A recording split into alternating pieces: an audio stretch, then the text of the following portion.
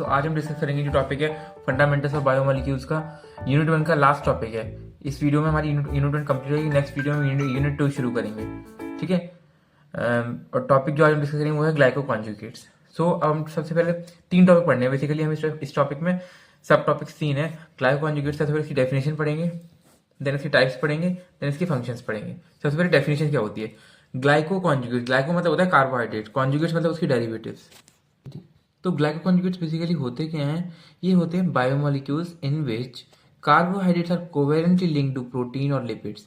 इसका मतलब ये है वो कार्बोहाइड्रेट्स, बायोमोलिक्यूल्स जिसमें कि कार्बोहाइड्रेट्स कोवेलेंटली लिंक होते हैं प्रोटीन से या लिपिड से। अगर प्रोटीन से लिंक होंगे तो उसको ग्लाइकोप्रोटीन बोलेंगे, लिपिड से होंगे तो ग्लाइकोलिपिड बोलेंगे, ठीक है। तो इसका मैंने एक शॉर्ट फॉर्म बनाया, शॉर्ट फॉर्मूला बनाया इसका, जो है glycoconjugates equals to carbohydrates plus protein और लिपिड। अगर इसी glycoconjugates equals to carbohydrate plus protein होगा तो बनेगा ग्लाइकोकॉन्जुगेट ग्लाइकोप्रोटीन। और अगर कार्बोहाइड्रेट प्लस लिपिड होगा तो ग्लाइकोलिपिड बनेगा, वो भी एक टाइप का ग्लाइकोकॉन्जुगेट्स है, ठीक है। तो ये बेसिकली इसको डेफिनेशन सिंपली इसको डिफाइन कैसे करेंगे। ये वो बायोमोलिक्यूल्स हैं जिसमें कार्बोहाइड्रेट्स कोवेलेंटली लिंक्ड होता है, कोवेलेंटली बाउंड होता है प्रोटीन या लिपिड से। अगर प्रोटीन से बाउंड होगा तो ग्लाइकोप्रोटीन बनाएगा, लिपिड से होगा तो ग्लाइकोलिपिड बनाएगा। तो glyco conjugates equals to carbohydrate plus protein और लिपिड, ग्लाइकोलिपिड या ग्लाइकोप्रोटीन, ठीक है। तो इससे हमारी डेफिनेशन डन हो गई ग्लाइको कॉन्जुगेट्स की। नेक्स्ट टॉपिक हम डिस्कस करेंगे types of glyco conjugates. So glyco conjugates की टाइप है ये। देखो एक बात याद रखो कि ये क्वेश्चन जनरली आता है शॉर्ट नोट्स के फॉर्म में। शॉर्ट नोट्स आते हैं ना जो 5-5 नंबर के, उनमें आता है ग्लाइको कॉन्जुगेट्स के ऊपर शॉर्ट नोट लिखो या डेफिनेशन में आ सकता है डिफाइन ग्लाइको कॉन्जुगेट्स, ठीक है। तो वो आपको क्वेश्चन का मार्क्स देखिए, वेटेज देखिए आपको लिखना है। अगर सिंपल डेफिनेशन में आए तो आप डेफिनेशन डिफाइन करके छोड़ देंगे।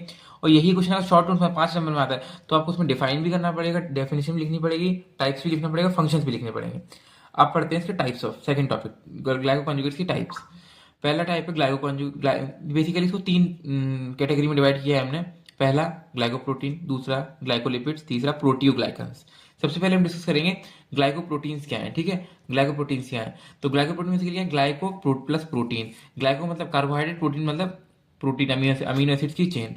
तो ग्लाइकोप्रोटीन ये होते हैं। तो इनका वेट ये क्या करते हैं, किस चीज में हेल्प करते हैं ग्लाइकोप्रोटीन, किस किस चीज में इन्वॉल्व होते हैं ये? सेल टू सेल रिकॉग्निशन में। सेल टू सेल रिकॉग्निशन जितना भी रिकॉग्नाइज होता है सेल, एक सेल का दूसरा सेल, उन सब में हेल्प करते हैं ग्लाइकोप्रोटीन, क्योंकि मेम्ब्रेन में प्रेजेंट होते हैं।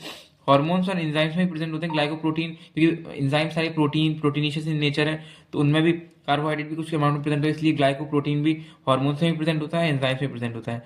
इम्यून सिस्टम में प्रोटीन एंटीबॉडी तरह का प्रोटीन है, ग्लाइकोप्रोटीन कार्बोहाइड्रेट भी उसमें प्रेजेंट होता है। तो इम्यून सिस्टम में भी इन एंटीबॉडीज में ग्लाइकोप्रोटीन प्रेजेंट होते हैं। इसके एग्जांपल इसके ले लो, एंटीबॉडीज ले लो, हार्मोन्स ले लो, मेम्ब्रेन रिसेप्टर्स ले लो, क्योंकि बहुत सारी जो मेम्ब्रेन होती है ना उनकी मेम्ब्रेन के ऊपर ग्लाइकोप्रोटीन प्रेजेंट होते हैं जो एज ए रिसेप्टर काम करते हैं। फॉर एग्जाम्पल कोई अगर एक सबस्ट्रेट मॉलिक्यूल आ रहा है तो उसको पहले उसमें बाइंड होना पड़ेगा रिसेप्टर के साथ, देन अंदर आएगा। तो ये एज ए रिसेप्टर भी काम करते हैं ग्लाइकोप्रोटीन्स, ठीक है, मेम्ब्रेन बाउंड रिसेप्टर्स, ठीक है। सेकंड है आपका ग्लाइकोलिपिड्स। ग्लाइकोप्रोटीन क्लियर हो गया, फर्स्ट टाइप क्लियर है ग्लाइकोप्रोटीन, ठीक है। नेक्स्ट टाइप सेकंड टाइप पे आते हैं, सेकंड कैटेगरी पे आते हैं ग्लाइकोलिपिड्स। ग्लाइकोलिपिड्स मतलब समझ में आ रहा है, glyco plus lipids, carbohydrate plus lipid से ग्लाइकोलिपिड बनता है। ये भी सेल रिकॉग्निशन में हेल्प करते हैं। ये मेम्ब्रेन को स्टेबिलिटी प्रोवाइड कराते हैं, जो कि प्लाज्मा मेम्ब्रेन है उसमें जो सिंगर है निकोलसन का मॉडल है उन्होंने बोला था कि इसमें ग्लाइकोलिपिड्स भी प्रेजेंट है, तो जो कि मेम्ब्रेन को स्टेबिलिटी प्रोवाइड कराने के लिए, ठीक है। सेल टू सेल कम्युनिकेशन भी होता है जंक्शंस के थ्रू, उसमें भी ग्लाइकोलिपिड्स इन्वॉल्व होते हैं। इसमें एग्जांपल्स हैं सेरिब्रोसाइट्स और गैंग्लियोसाइट्स। गैंग्लियोसाइट्स क्या होते हैं? Important brain tissue, brain tissue में बहुत इंपॉर्टेंट, ये दोनों ही पार्ट है नर्वस सिस्टम के, ठीक है। Glycolipid clear. Next third category है प्रोटियोग्लाइकन्स।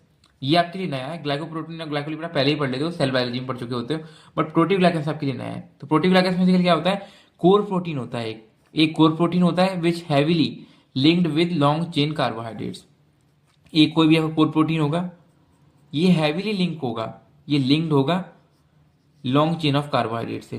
कोई भी लॉन्ग चेन कार्बोहाइड्रेट या सी इस तरह से कोई भी कार्बोहाइड्रेट है, लॉन्ग चेन कार्बोहाइड्रेट इस तरह से लिंक होगा, ये हो गया आपका कोर प्रोटीन, ठीक है। तो इस तरह से होता है कि प्रोटियोग्लाइकन्स आपके जो कोर प्रोटीन होता है वो हैवीली लिंक्ड होता है लॉन्ग चेन कार्बोहाइड्रेट से, उसे बोलते हैं प्रोटियोग्लाइकन। और गैग्स, इसमें गैग्स भी प्रोटियोग्लाइकन्स होते हैं, मतलब गैग्स एक तरह से प्रोटियोग्लाइकन, जैसे कोई गैग है तो उसको हम प्रोटियोग्लाइकन बोलते हैं। गैग का फॉर्म होता है ग्लूकोसा अमाइनोग्लाइकन, तो ये एक तरह का प्रोटियोग्लाइकन है, ठीक है। और क्या स्ट्रक्चरल सपोर्ट प्रोवाइड कराते हैं, सेल सिग्नलिंग में हेल्प करते हैं। जो सेल वाले में पढ़ा होगा, सेल सिग्नलिंग पड़ी होगी, जब एक सेल से कोई भी स्टिमुलस आता है तो वो दूसरे सेल को कैसे सिग्नल पहुंचाता है, तो ये आपने पढ़ा होगा, वहाँ भी हेल्प करते हैं। इसका एग्जाम्पल है कार्टिलेज और कनेक्टिव टिश्यू के कंपोनेंट्स भी प्रोटीग्लाइकन से कुछ बने होते हैं। तो अब इसका एग्जाम्पल हम और इसकी डिटेल्ड एग्जाम्पल जानते हैं। प्रोटीग्लाइकन्स में 4 एग्जाम्पल बेसिकली आते हैं, एग्रीकैन, वर्सिकैन, न्यूरोकैन, ऑस्टियोग्लाइसिन। तो एग्रीकैन आपका प्रेजेंट होता है कार्टिलेज में, वर्सिकैन आपका एक्स्ट्रा सेलुलर मैट्रिक्स में, और न्यूरोकैन आपका सीएनएस यानी कि सेंट्रल नर्वस सिस्टम में, और ऑस्टियोग्लाइसिन बोन में। अब ऑस्टियोग्लाइसिन को छोड़ के, except osteoglycin, these top three are interact with hyaluronic acid. जो ऑस्टियोग्लाइसिन को छोड़ के एग्रीकन, वर्सिकन, न्यूरोकैन, ये तीनों इंटरेक्ट करते हैं आपके हाइलोनिक एसिड। हाइलोनिक एसिड भी एक तरह का म्यूकोपॉलीसेकेराइड है, जो कि आपने जैसे मोस्टली देखा हो, जो आप जो लेडीज वगैरह जो भी क्रीम यूज करती हैं, उनमें जो एंटी एजिंग जो इंग्रेडिएंट होता है वो हाइलोनिक एसिड होता है। ये एंटी एजिंग होता है, मतलब अगर इसकी जो क्रीम्स होती हैं मोस्टली लेडीज वगैरह यूज करती हैं, जो एंटी एजिंग क्रीम्स होती हैं। तो इसमें हमें क्या पढ़ना है, जो ये 3 प्रोटीग्लाइकन्स है, एग्रीकन, वर्सिकन, न्यूरोकैन, ये इंटरेक्ट करते हैं हाइलोनिक एसिड के साथ। हाइलोनिक एसिड क्या है, एक तरह का म्यूकोपॉलीसेकेराइड है, पॉलीसेकेराइड है, ठीक है।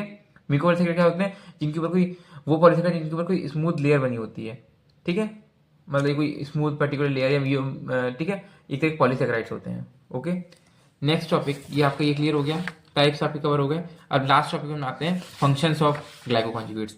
तो बेसिकली ग्लाइकोकॉन्जुगेट्स की फंक्शन वैसे हमें पढ़ ही लिए हैं कि ग्लाइकोप्रोटीन की क्या फंक्शन है, ग्लाइकोप्रोटीन किस चीज में हेल्प करता है, ग्लाइकोलिपिड किस चीज में हेल्प करता है, प्रोटीग्लाइकन किस चीज में हेल्प करता है। तो वही सारे अगर फंक्शन को कंबाइन कर दें तो ग्लाइकोकॉन्जुगेट्स के फंक्शन बन जाएंगे। तो ग्लाइकोकॉन्जुगेट्स की 3 कैटेगरीज हैं, ग्लाइकोप्रोटीन, ग्लाइकोलिपिड और प्रोटीग्लाइकन्स।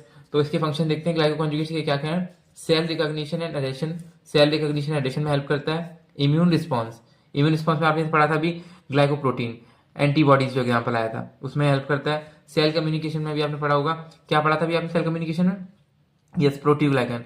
यहाँ प्रोटीग्लाइकन हेल्प करते हैं, ये प्रोटीग्लाइकन का फंक्शन है। कि प्रोटीग्लाइकन, ग्लाइकोप्रोटीन, ग्लाइकोलिपिड है तो सारे ग्लाइकोकॉन्जुगेट्स थी। ये किसमें है, ये आपका आता है ग्लाइकोप्रोटीन में, ठीक है। ये सारे फंक्शन है। स्ट्रक्चरल सपोर्ट प्रोटीग्लाइकन सारे ही करते हैं, लेकिन जो मेन फंक्शन उनको बता रहा हूँ मैं आपको। मेम्ब्रेन स्टेबिलिटी कौन प्रोवाइड कराता है, मेम्ब्रेन स्टेबिलिटी ग्लाइकोलिपिड, ठीक है, ग्लाइकोलिपिड। तो इस तरह से ये सारे फंक्शन है, ये सारे आपके फंक्शन है किसके, ग्लाइकोकॉन्जुगेट्स के, ठीक है। तो इसके साथ हमारा ये टॉपिक कंप्लीट होता है, ग्लाइकोकॉन्जुगेट्स हमारा कंप्लीट होता है। और नेक्स्ट वीडियो में ये आपकी यूनिट 1 कंप्लीट हो गई। यूनिट 1 कार्बोहाइड्रेट्स आपकी यूनिट 1 कंप्लीट हो चुकी है, कंप्लीटेड, ठीक है। नेक्स्ट वीडियो में हम यूनिट 2 शुरू करेंगे, फंडामेंटल्स ऑफ बायोमोलिक्यूल्स की यूनिट 2 शुरू करेंगे, उसको हम शुरू करेंगे नेक्स्ट वीडियो में। और ये मैं आपको इसको पूरी आपकी यूनिट 1 की प्लेलिस्ट बना दूंगा, जहाँ से आप कोई भी टॉपिक आपको देखना है तो आप दोबारा देख सकते हो। और अभी मैं यूनिट 2 या यूनिट 3 कराने के बाद एक बार यूनिट 1 का पूरा 1 शॉट डाल दूंगा, जो आप उसको हेल्प हो आपके रिवीजन के लिए। Thank you.